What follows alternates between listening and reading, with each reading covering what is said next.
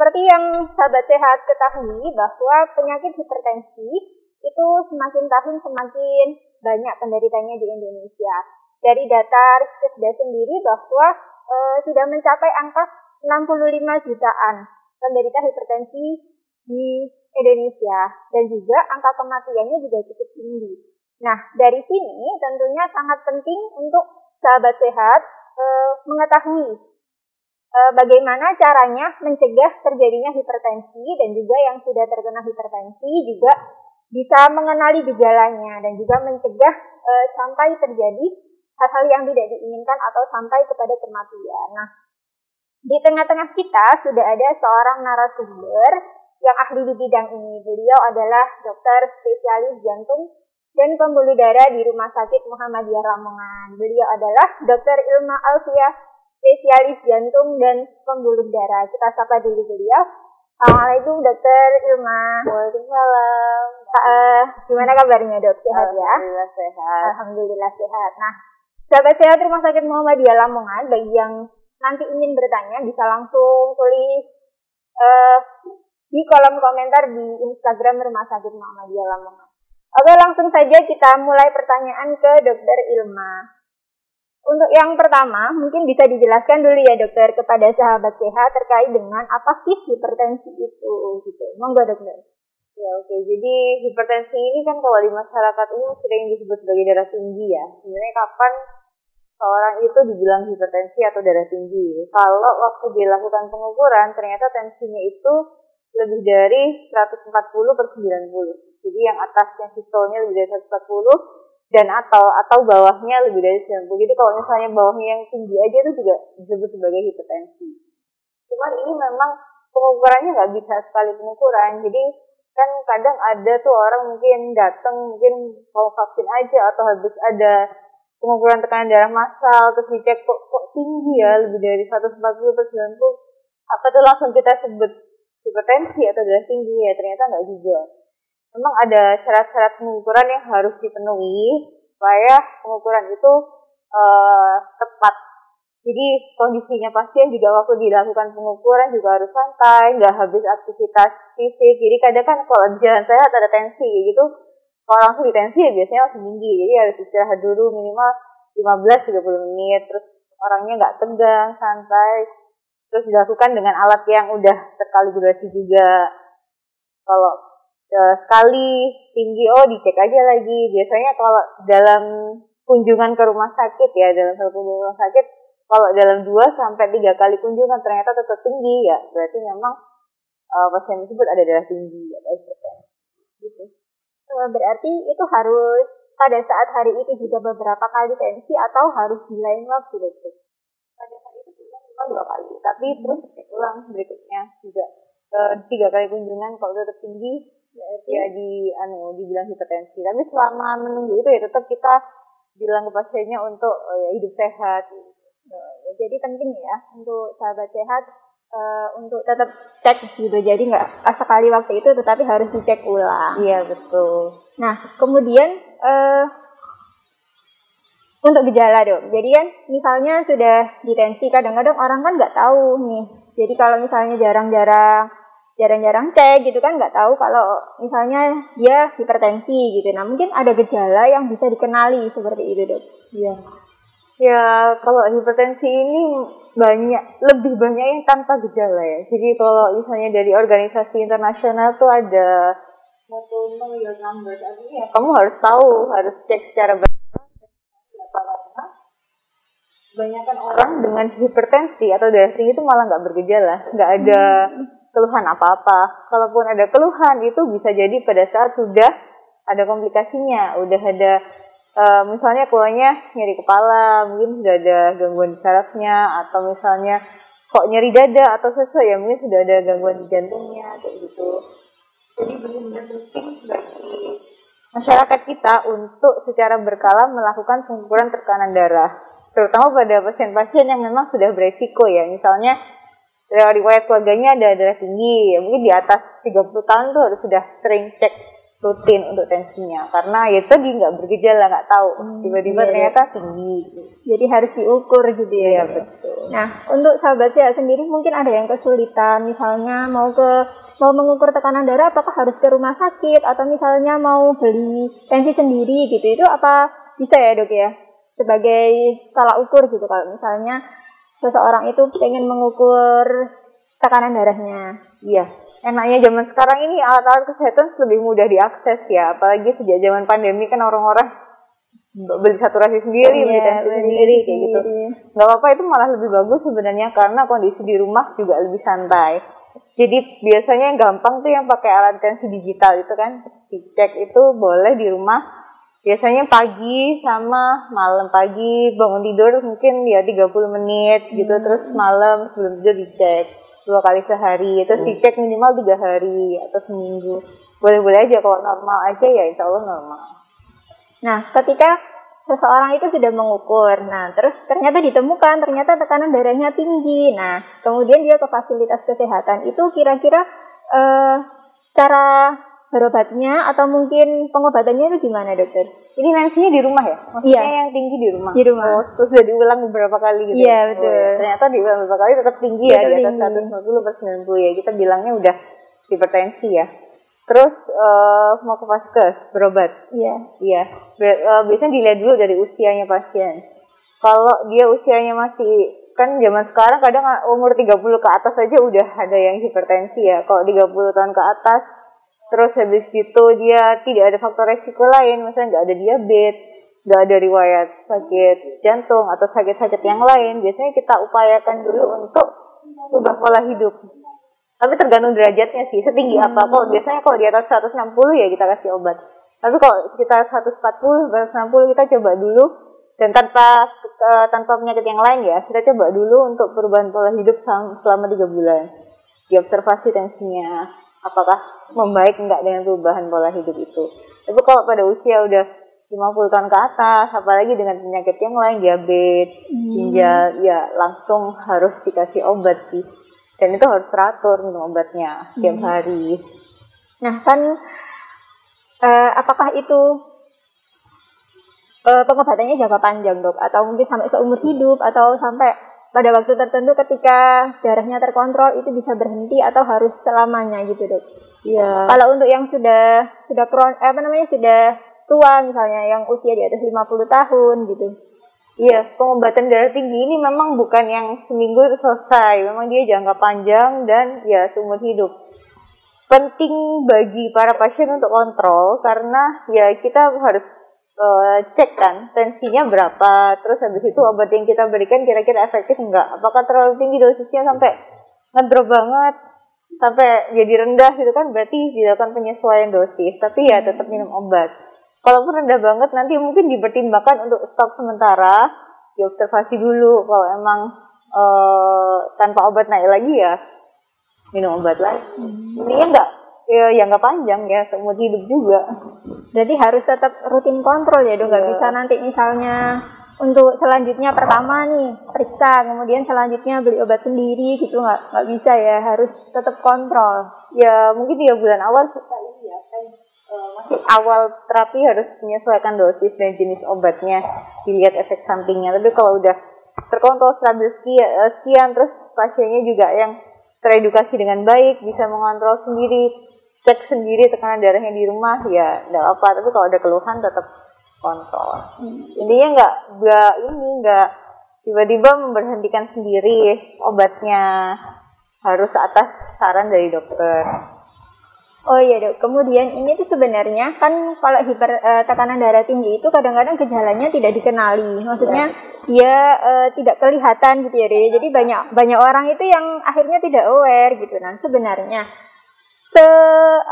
sebahaya apa sih hipertensi ini gitu, agar sahabat sehat itu tahu dan juga akhirnya itu akan aware gitu, akan cek secara teratur seperti itu dok. Iya.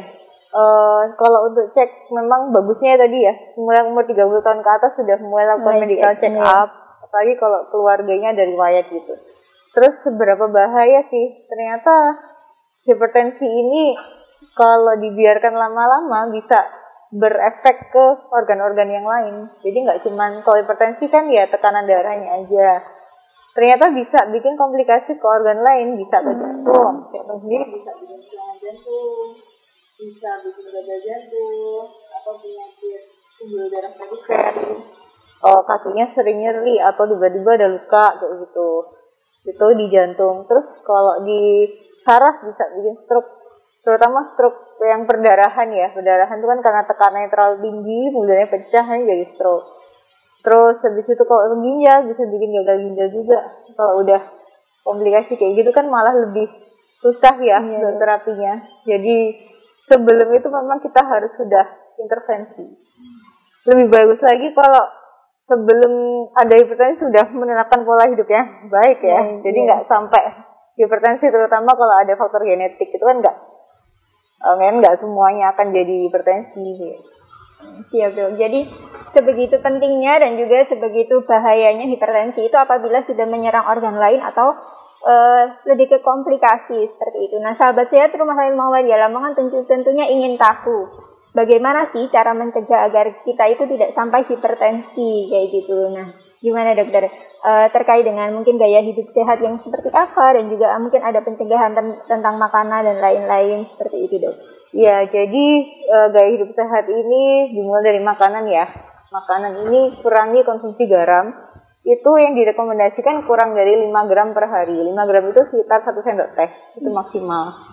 Ini bukan hanya waktu masak ya. Kadang kita camilan-camilan tuh kan juga itu garamnya lebih banyak ya dok ya. Garamnya banyak juga. Aku nggak tahu berapa takarannya. Intinya kurangi yang asin-asin. Terus habis itu kurangi makanan yang berlemak juga. Misalnya ya gorengan atau jeroan atau kulit-kulit kayak gitu. Terus habis itu banyaklah makan buah dan sayur, perbanyak makan buah dan sayur. Terus olahraga ini yang direkomendasikan itu 150 jam seminggu. Itu sekitar kalau sehari kita olahraga 30 menit itu sekitar 5 hari dalam seminggu cukup. Jadi bisa jalan atau jogging atau ini sepedaan. Sekarang lagi musim deh sepedaan goes gitu ya. Atau untuk yang lebih muda mungkin bisa berenang, itu juga bagus buat ini mencegah hipertensi. Terus habis itu yang ketiga berat badan. Berat badan ini juga harus dijaga pada kondisi yang ideal. Kalau kita secara kalkulasi itu ada body mass index itu apa ya? Dihitung berat badan dan tinggi badannya itu harus mencapai angka yang ideal. Terus kelola stres. Ini juga biasanya semakin stres, hormon stres itu juga bikin kita tambah naik tensinya ya. Terus bikin susah tidur juga, itu juga ternyata kalau dalam jangka waktu yang lama bisa bikin jadi hipertensi juga. Terus habis itu rokok, stop. Nggak boleh merokok, alkohol, kopi ya dikurangi, konsumsi kopi. Gitu. Nah itu tadi terkait dengan gaya hidup sehat. Nah kapan sih dimulai kita itu harus menerapkan gaya hidup sehat itu dok? Mulai dari usia berapa ataukah sejak kita lahir itu sudah harus mulai dikelola gaya hidup sehatnya gitu dok? Ya sejak lahir ikut MPASI. Iya. Ya, mungkin 20 tahun ke atas sudah mulai lah harus aktivitas fisik gitu. Kalau sekarang kan apa ya? Sekarang mungkin apalagi banyak yang work from home ini kan dengan di rumah aja, gitu rebahan gitu ya. Itu harus kurang-kurangin juga. Iya. Olahraga, makan gitu. Mungkin sekarang banyak jajanan sih ya Mbak, agak menggoda gitu ya. Iya, nggak kerasa di gorengan. Iya, selain ada minyak, terus garam gitu kan nggak bisa kita ukur ya dok ya. Iya, tapi ya tadi pentingnya cek berkala, minimal setahun sekali kayak gitu. Supaya tahu yang muda-muda, kalau udah di atas 40 ya lebih sering lagi untuk cek. Iya, godaan zaman sekarang itu sangat ini ya, jadi kita di rumah itu lebih banyak dengan gadget, jadi jarang aktivitas di luar gitu kan. Kemudian makanan juga semakin kesini semakin banyak makanan enak, jadi tidak terkontrol gula, garam seperti itu ya dok ya. Jadi kita harus banyak introspeksi diri. Jadi kita harus menerapkan gaya hidup sehat supaya sampai tua nanti kita itu tetap sehat insya Allah. Jadi karena katanya kalau sehat atau sakit itu pilihan ya dok ya. Jadi sebisa mungkin kita harus berusaha untuk menerapkan gaya hidup sehat, baik dari makanan, aktivitas, dan juga istirahat. Kemudian ini dok ada pertanyaan juga dari sahabat sehat. Apakah bisa kita kenali bahwa seseorang itu tekanan darahnya sedang naik? Jadi misalnya belum waktunya kontrol, atau mungkin biasanya itu mengontrol tekanan darah itu sebulan sekali, kemudian ketika kita bisa merasakan kalau tekanan darah kita sedang naik, itu apakah ada gejala yang bisa kita kenali dok? Kalau gejala yang mungkin sering dikeluhkan kayak nyeri kepala, bisa ada nyeri kepala, atau kayak pusing, berputar gitu, bisa jadi kayak gitu. Atau gejala lain yang lebih parah lagi ya, kalau misalnya sudah kena organ lain itu ya, misalnya kok jadi tambah sesek, jadi tambah sering ngongsor, nyeri dada, jadi pandangan kabur, kayak gitu. Lebih baik segera cek aja. Ada gitu. Ya salah satunya tadi ke mata juga bisa bikin gangguan saraf, jadi ada gangguan penglihatan juga komplikasinya. Siap dok.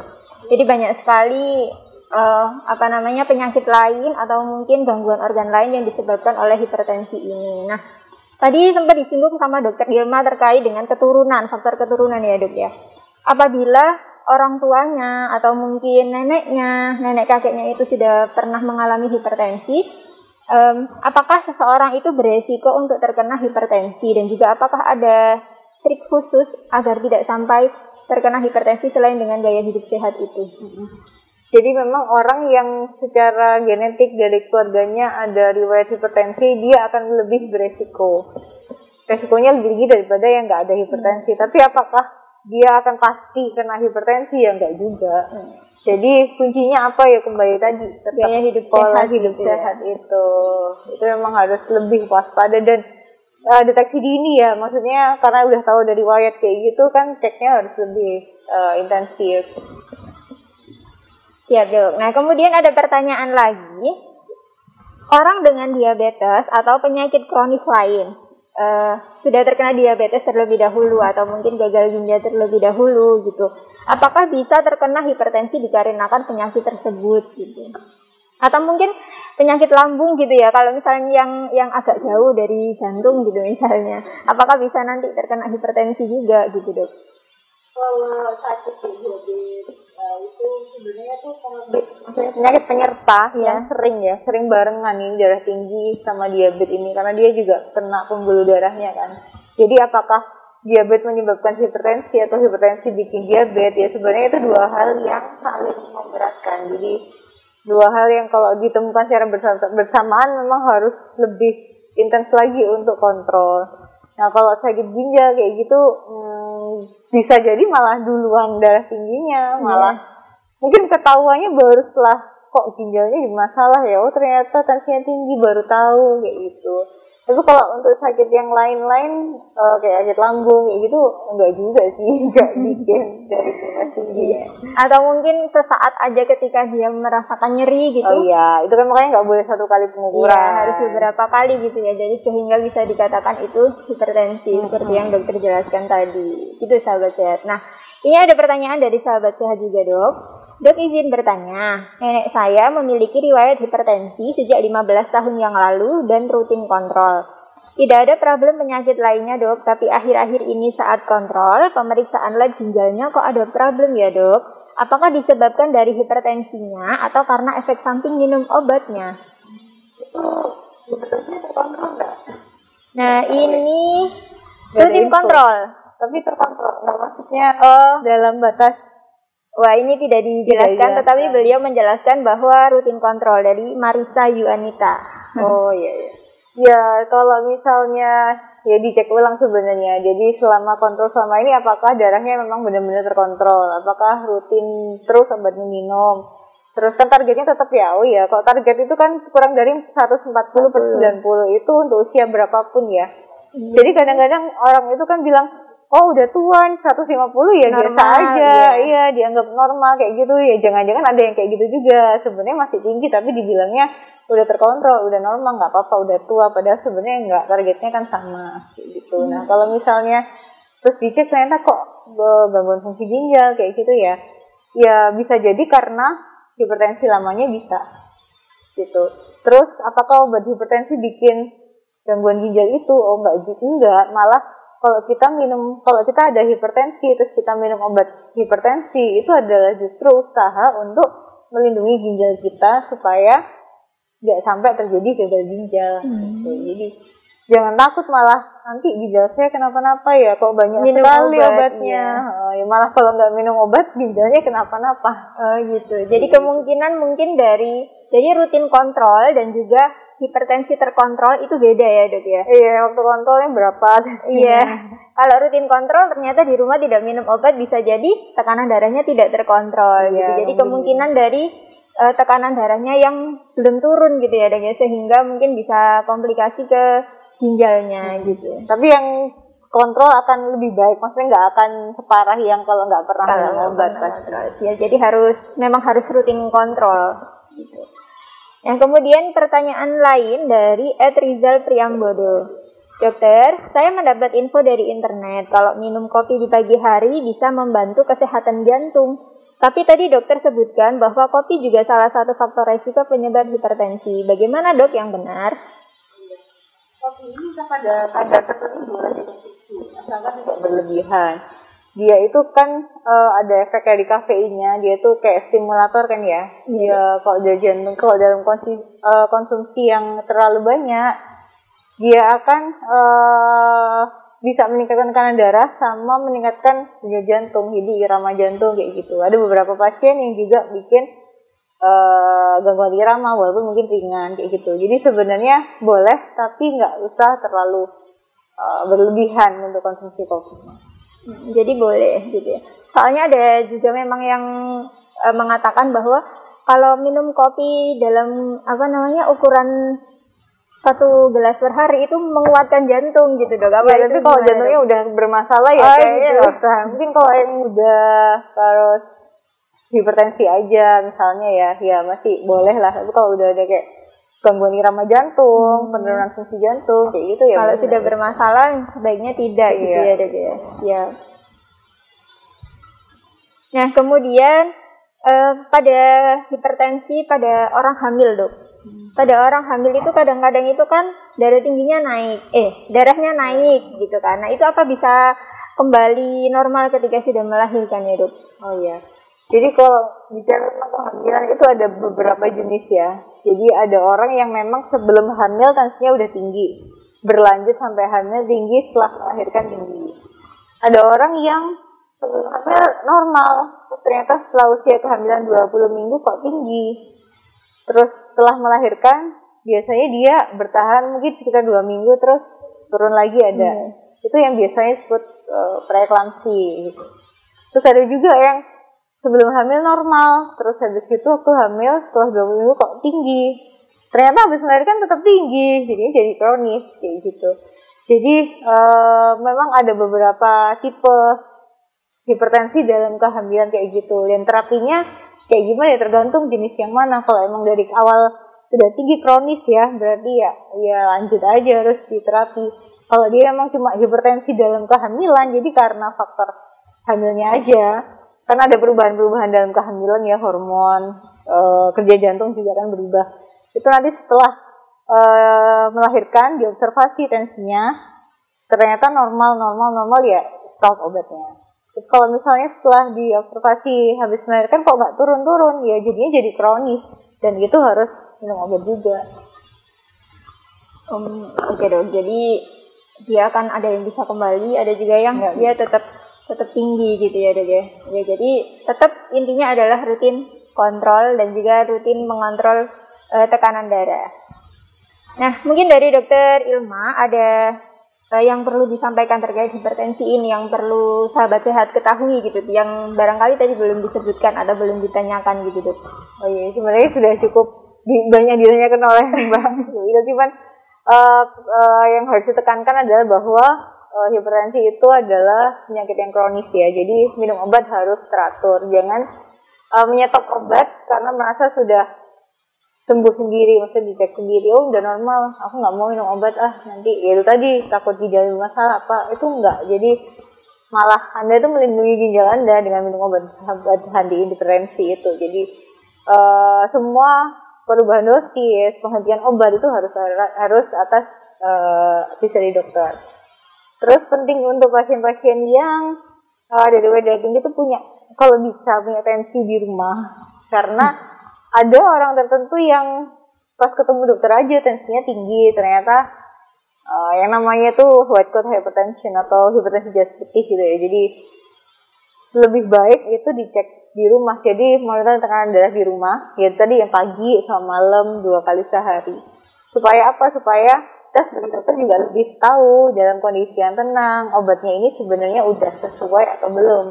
Kalau kita kok tinggi terus ya, ditambahin obat-obatnya terus ternyata terlalu rendah, malah di rumah ibunya jadi kayak meliur kayak gitu. Jadi penting untuk monitoring diri sendiri dan tadi minum obat secara teratur.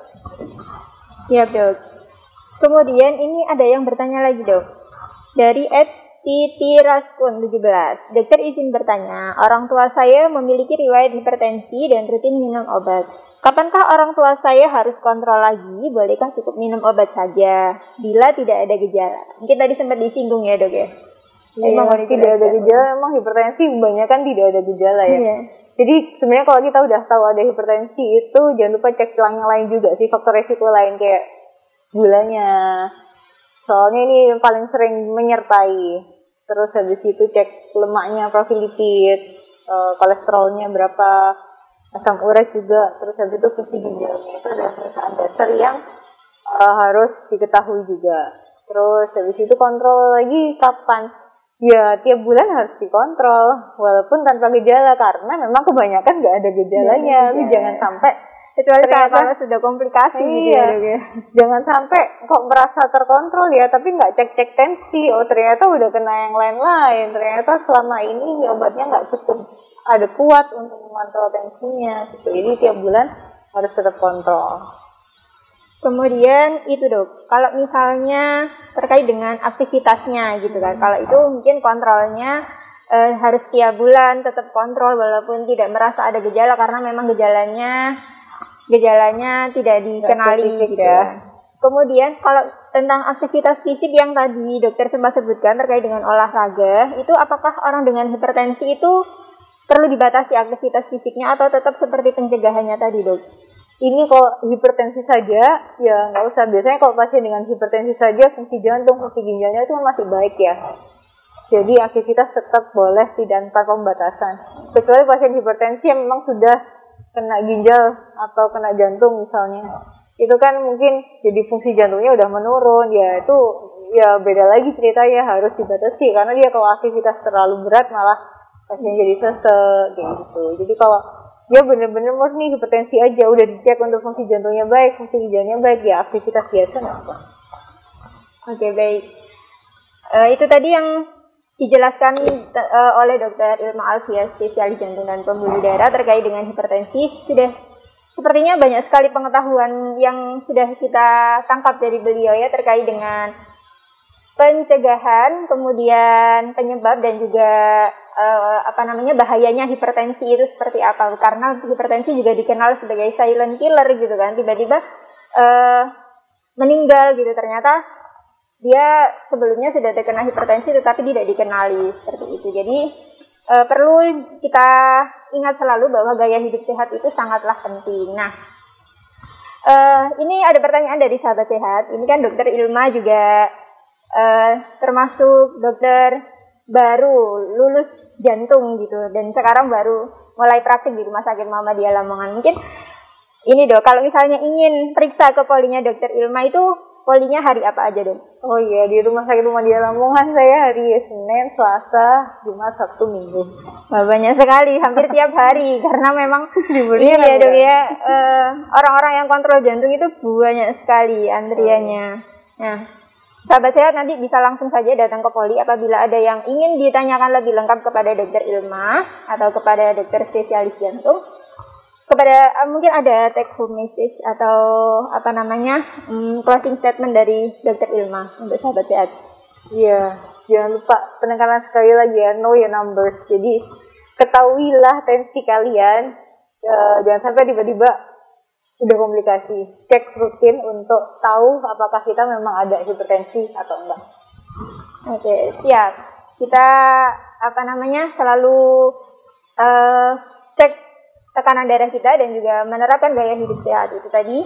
Nah, untuk sahabat sehat Rumah Sakit Muhammadiyah Lamongan, apabila ingin informasi lebih lanjut terkait dengan Rumah Sakit Muhammadiyah Lamongan dan juga terkait informasi kesehatan, bisa follow media sosial kami di YouTube, Instagram, Facebook, dan juga TikTok @RSM Lamongan. Nah, demikian tadi live Instagram kita pada siang hari ini terkait dengan hipertensi. Semoga apa yang sudah disampaikan oleh Dr. Ilma tadi bermanfaat untuk sahabat sehat semuanya dan juga membuat kita semuanya semakin aware terkait dengan kesehatan dan juga mempertahankan pola hidup sehat. Nah, semoga sahabat sehat Rumah Sakit Muhammadiyah Lamongan selalu sehat dan juga bisa menjalani aktivitas dan ibadah seperti biasa.